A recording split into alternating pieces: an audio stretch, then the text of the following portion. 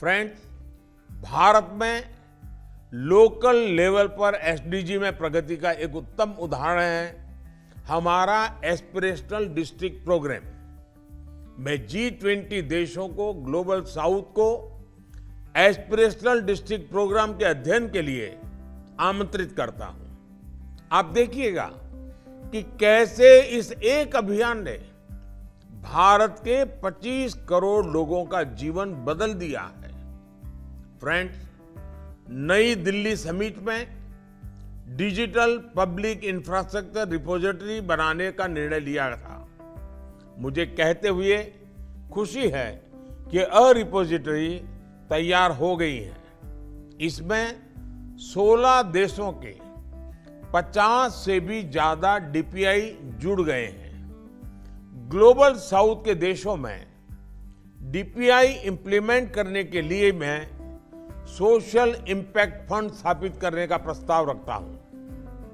भारत की ओर से मैं इसमें $25 मिलियन की प्रारंभिक राशि की जोड़ने की घोषणा भी करता हूं। मैं उम्मीद करता हूं कि आप सभी इस इनिशिएटिव से जुड़ेंगे। आज आर्टिफिशियल इंटेलिजेंस के युग में टेक्नोलॉजी को रिस्पॉन्सिबल तरीके से उपयोग में लाने की जरूरत है। पूरी दुनिया में एआई के नेगेटिव यूज को लेकर चिंता बढ़ रही है।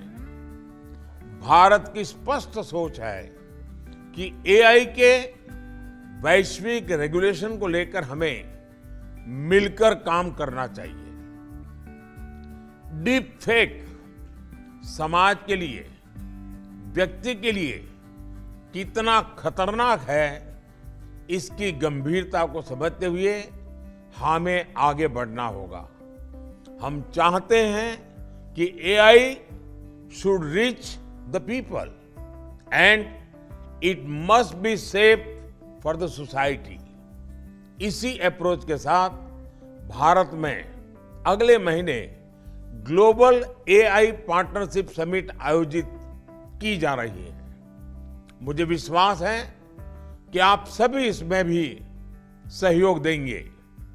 फ्रेंड्स, नई दिल्ली समिट में मैंने पर्यावरण संरक्षण के संबंध में ग्रीन क्रेडिट की बात रखी थी। आप जानते हैं कि भारत में हमने इसकी शुरुआत कर दी है।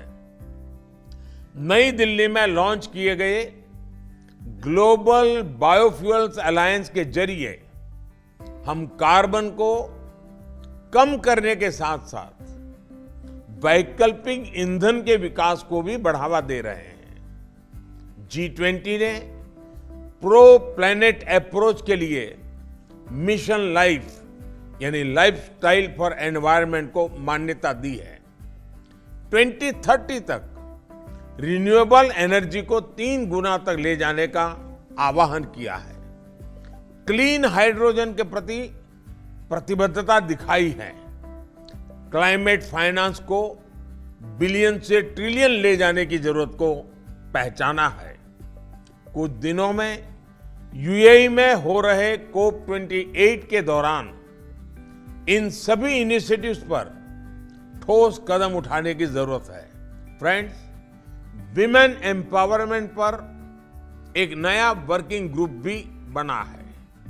इस संदर्भ में मुझे यह बताते हुए बहुत खुशी है कि भारत ने अपने नए संसद भवन के पहले सत्र में एक ऐतिहासिक निर्णय लिया।